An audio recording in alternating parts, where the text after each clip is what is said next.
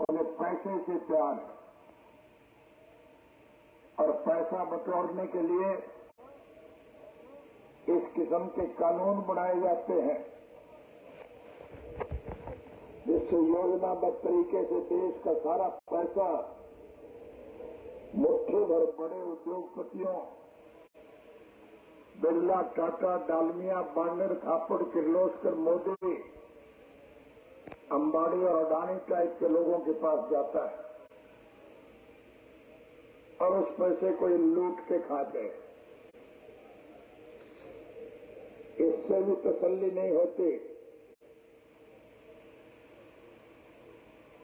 हर तरफ से कर्जा ले रहे हैं। हमने वो वक्त भी देखे हैं जब भारतवर्ष विश्व के गरीब मुल्कों की आर्थिक मदद किया करता था और आज भारतवर्ष की सर के ऊपर लाखों करोड़ का कर्जा है। जो बच्चा पैदा होगा वो हजारों करोड़ का कर्जा बिना लिया हुआ सर पर लेकर के पैदा होगा। हरियाणा प्रदेश की अगर हम बात करें तो आज हरियाणा सरकार के सर के ऊपर 3.5 लाख करोड़ का कर्जा है। प्रेस के भाई बैठे होंगे, उनसे भी मैं कहूंगा और आपसे भी कहूंगा कि वो लुटेरे जब आपके पास आए उनसे एक सवाल जरूर करना कि ये कर्जा किस बात का है। विकास के नाम पर एक ईंट कहीं नहीं लगी। हमारी सरकार के वक्त में जो सड़कें बनी थी वो टूट गई, उनकी मरम्मत नहीं हो रही। स्कूलों की बिल्डिंग टूट रही है, बच्चों को शिक्षा देने के लिए स्कूलों में मास्टर नहीं, अस्पताल में दवाई नहीं है, डॉक्टर नहीं। स्वर्गीय चौधरी देवीलाल जी ने बूढ़े बुजुर्गों को सम्मान प्रदान करने के लिए जो वृद्धावस्था पेंशन मुकर की थी उसको बढ़ाने की बजाय सरकार ने काटने का काम किया है।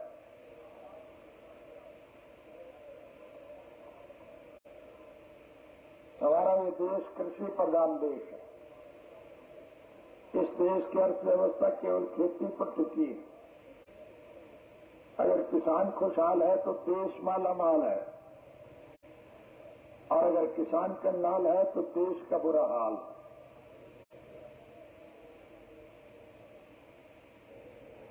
आज नहरों में पानी नहीं है, बिजली नहीं है, खाद और बीज के लिए किसान लाइन में लगते हैं। फसल अगर हो जाए तो उसका भाव नहीं मिलता।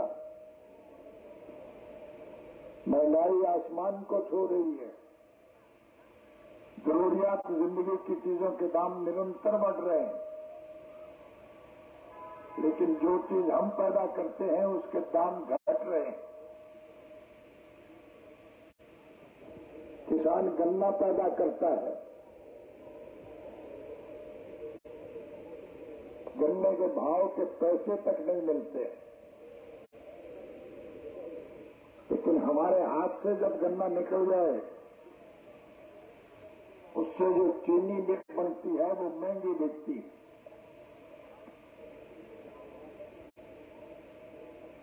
सरसों, तारामीरा, तोरिया, अलसी हम बोलते हैं, वो कोरियों के भाव लूट लिया जाता है, लेकिन उनसे जो तेल निकलता है वो रोज महंगा होता है।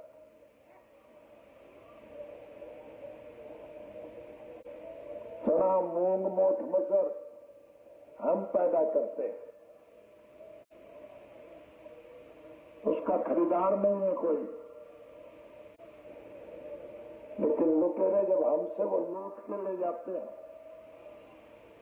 फिर उसकी जो दाल बनती है वो महंगी बिकती है। नरमा कपास हम पैदा करते हैं, वो लूट दिया जाता है। लेकिन उससे जो कपड़ा बनता है उसके दाम रोज बढ़ते हैं।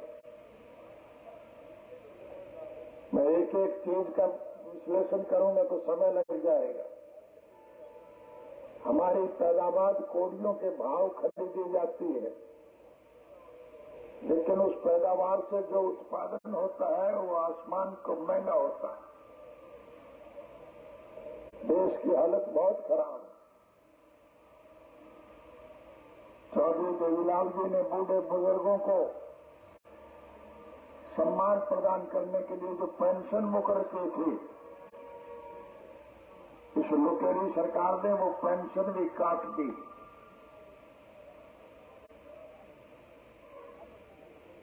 कर्मचारियों की रिटायरमेंट के बाद जो पैसा उन्हें मिलता था वो बंद कर दिया है, उसको भी लूट के खा रहे।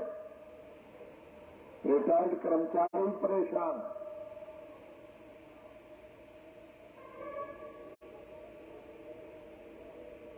इस सरकार की तरफ से इस प्रकार के कानून बनाए जाते हैं जिससे इस देश का हर नागरिक दुखी है, परेशान। आज महंगाई आसमान को छू रही है, बेकारी और बेरोजगारी निरंतर बढ़ रही है।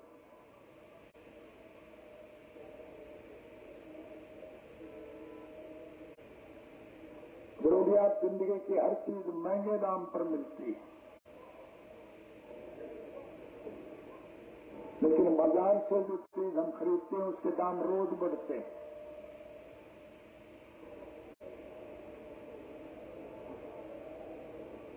डीजल और पेट्रोल महंगा हो रहा है, उसकी वजह से जो हमें माल ढोना पड़ता है तो महंगा मिलता है। लेकिन आप ताज्जुब करोगे कि हवाई जहाज में जो तेल जलता है वो रोज मंदा होता है, क्योंकि उसमें बड़े पैसे वाले लोग सफर करते हैं।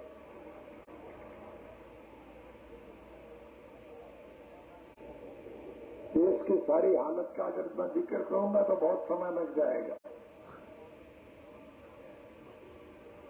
आज हमारी हालत बहुत खराब है। मुझे दुनिया के 152 मुल्कों में जाने का अवसर मिला है, सैर सपाटे के लिए नहीं, विश्व के हर मुल्क के राजनीतिक, आर्थिक और सामाजिक हालात की जानकारी हासिल करने के लिए मैं गया था। उन मुल्कों में जाकर के मुझे ये देख करके बहुत प्रसन्नता हुई कि समूचे विश्व के सतह पर हमारा भारतवर्ष एक अनूठा देश है, जहां सभी धर्म मजहब के मानने वाले लोग, सभी जात बरादरी के लोग, हिंदू, मुस्लिम, सिख, ईसाई, चमार, धारक, वाल्मीकि, रेगर, खतीक, खत्ती, कुम्हार, लोहार, सुनार, मणिहार, नाई, तेली, धोबी, मोची, ब्राह्मण, बनिया, व्यापारी, कर्मचारी, कारखानेदार, मजदूर, किसान और कमेरा, हम सभी परेशान हैं। और परेशान लोगों ने अब एक मन बनाया हुआ है कि सरकार का पतन किया जाए, जनतांत्रिक तरीके से जनता के वोट के द्वारा सरकारें बनी जाती हैं। और फिर चुनी हुई सरकार की जिम्मेवारी होती है कि वो जनहित के कामों में रुचि ले। इसीलिए स्वर्गीय चौधरी देवीलाल जी ने जन्म से लेकर के आखिरी सांस तक इस बात के लिए संघर्ष किया कि देश के हर नागरिक की मूलभूत जरूरियात रोजी रोटी, कपड़ा, मकान, शिक्षा और स्वास्थ्य का प्रबंध सरकार करे, और जो सरकार ये सब करने में सक्षम ना हो फिर उस सरकार का पतन कराया जाए। इसलिए आज सभी दुखी लोग इकट्ठे हैं। मुझे जेल से रिहा होने के बाद मैं सबसे पहले उन बहादुर साथियों का आभार व्यक्त करने गया जो गर्मी, सर्दी, बारिश और धक्कड़ की परवाह किए बिना भूखे प्यासे दिल्ली को जाने वाली सड़कों पर धरना दिए बैठे और सरकार से मांग कर रहे हैं कि किसान विरोधी जो गलत कानून बनाए गए हैं उनको वापस लिया जाए। प्रधानमंत्री इस बात पे बजट थे कि बने हुए कानून कभी वापस नहीं हो सकते, लेकिन मैं बधाई दूंगा उन बहादुरों को जिन्होंने दृढ़ निश्चय के साथ एक संकल्प लिया कि हम मर जाएंगे लेकिन जब तक ये काले कानून वापस नहीं होंगे हम धरने से नहीं उठेंगे। और झक मार करके प्रधानमंत्री को झुकना पड़ा। न सिर्फ वो सारे काले कानून वापस लिए बल्कि देश के बहादुर किसानों से माफी मांगी थी। लेकिन उस धरने में मैंने विशेष रूप से देखा कि हर धर्म, मजहब, जात, बिरादरी के लोग बैठे। संगठन मजबूत होगा, चुनाव जब आएगा तो फिर हमारे वोट से मेरे इस देश के राजभाग के मालिक होंगे और लुटेरे जेल की सलाखों के पीछे बंद किए जाएंगे। साथियों, जो लोग रास्ता भटक गए, जो गुमराह हो गए, जो बहका लिए गए या जो स्वार्थ के वशीभूत सत्ता पक्ष में चले गए, आज वो बहुत परेशान और दुखी। तो फिर आपसे जुड़ना चाहते हैं। हमारा किसी से कोई द्वेष नहीं है, हमारा किसी से कोई विरोध नहीं है। हम तो चौधरी देवीलाल जी के स्वप्न साकार करने के पक्षधर हैं। हम चाहते हैं कि इस देश का मेहनत कश मेरा संपन्न, समृद्ध और खुशहाल हो। इसलिए सभी लोग जुड़ेंगे। आप चुनाव में देखते हैं कि कितनी भारी भीड़ रहती। फतेहाबाद की रैली रिकॉर्ड तोड़ रैली थी और देश की विभिन्न राजनीतिक पार्टियों के अग्रणी नेता स्टेज पर बैठे हुए थे और उन नेताओं ने लाखों की संख्या में जब आपको देखा उनको घोषणा मिला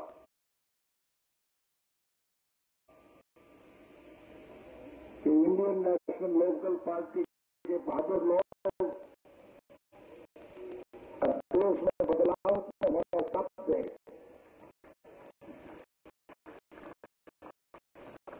सभी विरोध पक्ष के लोगों ने जुड़ने का निर्णय लिया।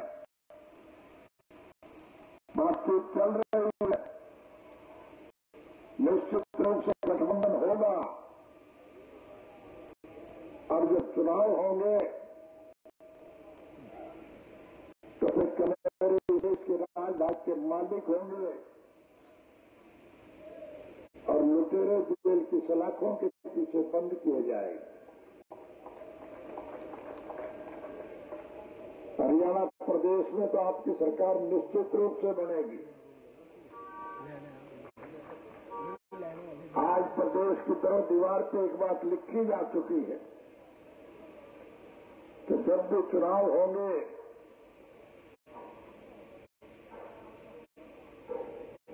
इंडियन नेशनल लोकदल पार्टी की हरियाणा में सरकार बनेगी।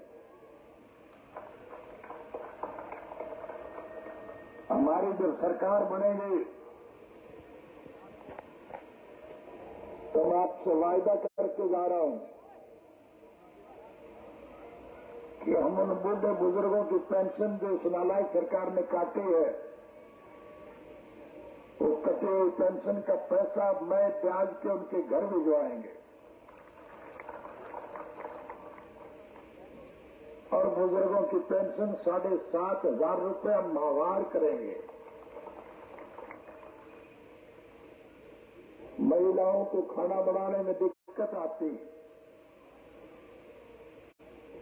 क्योंकि गैस के सिलेंडरों के दाम निरंतर बढ़ रहे हैं। हमारी सरकार बनने के बाद हम हर महीने हर घर में एक सिलेंडर और 1200-1100 रुपये भिजवाएंगे ताकि महिलाओं को कोई परेशानी ना हो। बेरोजगारी का भत्ता बढ़ा करके हम 21,000 रुपये प्रति बेरोजगार को देंगे।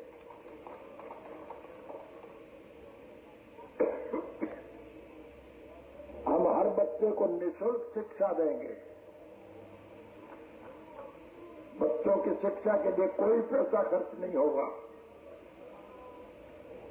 और पढ़ने वाला बच्चा अगर बीमार हो जाएगा तो उसका इलाज सरकार की तरफ से मुफ्त कराया जाएगा और पढ़ लिख के जब वो बच्चा योग्य हो जाएगा तो फिर इस योग्य बच्चे की योग्यता के मुताबिक उसे अच्छे पद पर बिठाया जाएगा। गांव का लड़का अगर पढ़ लिख करके बड़ा अफसर बनेगा तो गांव की भलाई की बात करेगा कि नहीं करेगा?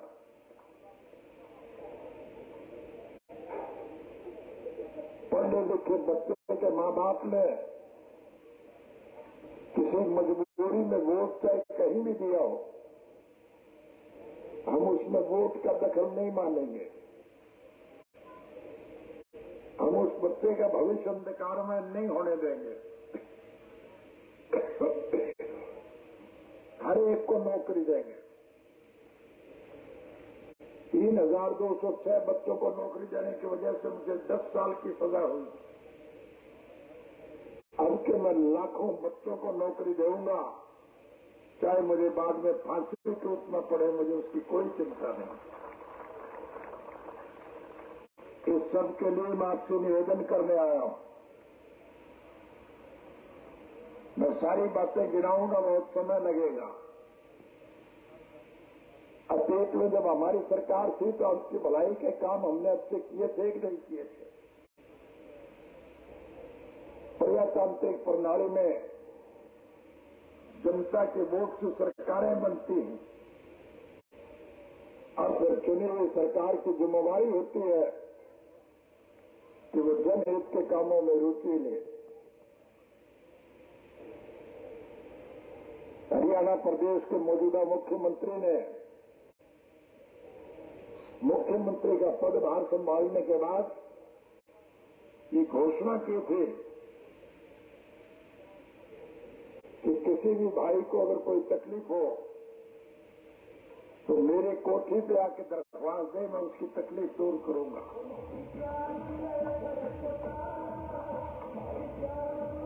एक दफा मुझे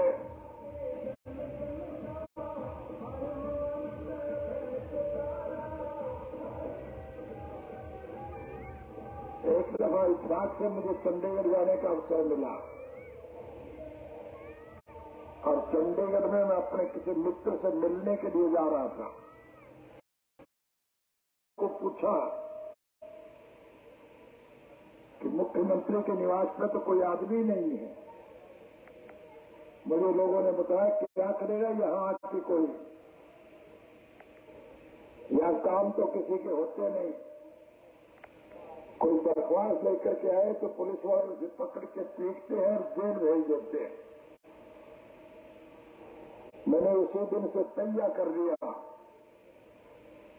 कि अगर कभी सरकार बनाने का अवसर मिला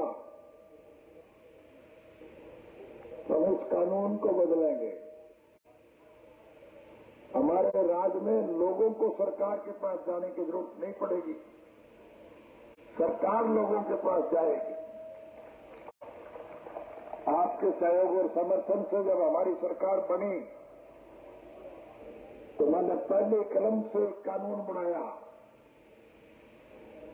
कि सरकार आपके द्वार, सरकार हर गांव में जाएगी और हर साल में एक दफा मैं हर गांव में जाता था।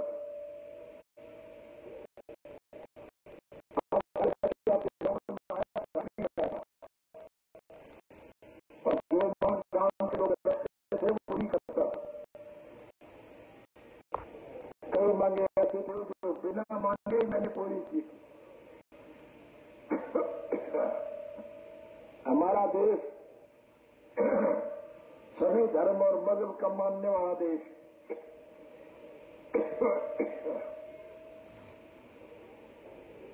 पाकिस्तान अलग मुल्क बनने के बाद भी 37% लोग आज मुसलमान हिंदुस्तान में हैं।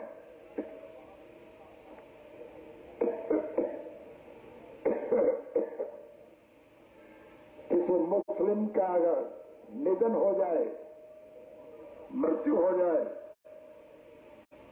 तो वो उसे कब्रिस्तान पे ले जाकर के दफनाते हैं, जलाते नहीं है।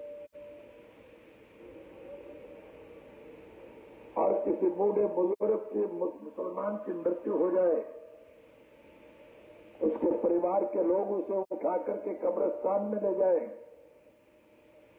और मिट्टी खोद करके उसे दफना देते।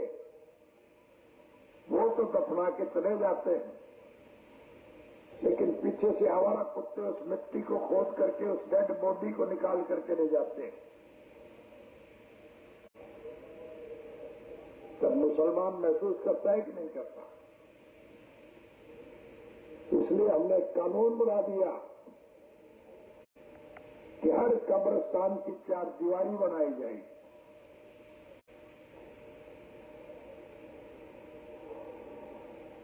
हमारे हिंदू धर्म के लोग किसी की मृत्यु पर उसका संस्कार शमशान घाट में ले जाकर के जला करके करते हैं।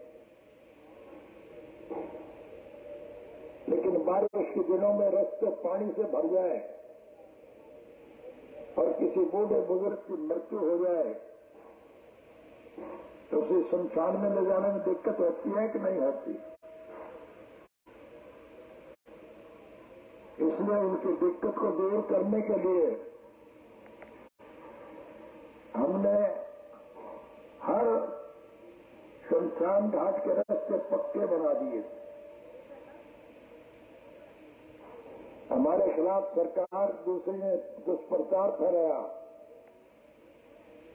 कि इन्होंने शमशान की सड़कें बनाने के अलावा, कब्रिस्तान की 4 दीवारी बनाने के अलावा कुछ नहीं किया।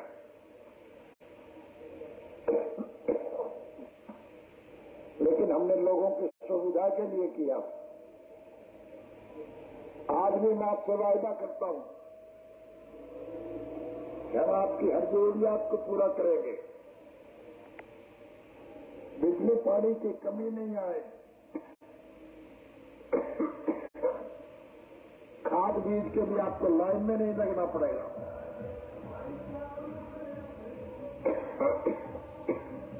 आपके उपज का भाव महंगे हिसाब से बिकेगा। आपको खुशहाल और संपन्न बनाएंगे। इस साल की तरह अगर फसल का कहीं नुकसान हो जाए तो हम उसका मुआवजा देंगे। इस साल भी हुआ है। सरकार मुआवजा देने में आनाकानी कर रही है। हम इस सरकार को मजबूर करेंगे, लेकिन हमारी सरकार आने के बाद वो सारा मुआवजा आपको देंगे, कोई दिक्कत नहीं आएगी। हम आपको अनेक प्रकार की सुविधाएं प्रदान करेंगे। हर बेरोजगार को 21,000 रुपया महीना बेरोजगारी भत्ता देंगे। लेकिन ये संभव तभी होगा जब आप सभी लोग इकट्ठे होकर के उस कुशासन का अंत करेंगे। सीधी जाति भाषा में एक बात कह के जा रहा हूं, राज बना लो फिर सारे खोटवे काट दूंगा। मेरी बात पे आपको यकीन है तो फिर आपको ये यकीन भी रखना चाहिए तो जो मैंने कहा वो पूरा करेंगे, आपको कोई दिक्कत नहीं आएगी। आपके सहयोग और समर्थन से निश्चित रूप से सत्ता परिवर्तन होगा। हिंदुस्तान विश्व के सतह पर पुनः एक धनवान मुल्क बनेगा, न सिर्फ अपने मुल्क के लोगों की बल्कि हम दुनिया के गरीब मुल्कों के लोगों की भी आर्थिक मदद करने का काम करेंगे। इसलिए मैं आपसे निवेदन करूंगा कि जाति पाति धर्म और मजहब की दीवारें तोड़ करके इकट्ठे हो जाओ और इस लुटेरी सरकार का अंत करो। आपको फिर 2024 का इंतजार नहीं करना पड़ेगा। गठबंधन टूट जाएंगे। जो लोग सत्ता में चुने गए हैं वो सत्ता छोड़ करके भाग जाएंगे और जब सरकार अलपमत में होगी तो फिर मध्यावधि चुनाव होंगे। चुनाव कभी भी हो सकते हैं और चुनाव में निश्चित रूप से आपकी सरकार बनेगी और जब आपकी सरकार बनेगी तो फिर आपको सारी सुविधाएं मिलेंगी। यही कहने के लिए मैं आज आपके बीच में आया हूं। आपने मुझे अगाध प्रेम प्यार और स्नेह प्रदान किया, उसके लिए मैं आपका हार्दिक धन्यवाद करता हूं और भगवान से प्रार्थना करूंगा कि प्रभु हम सबको आपसे प्रेम प्यार कायम रखने में मजबूती प्रदान करें। आप सबका बहुत बहुत धन्यवाद।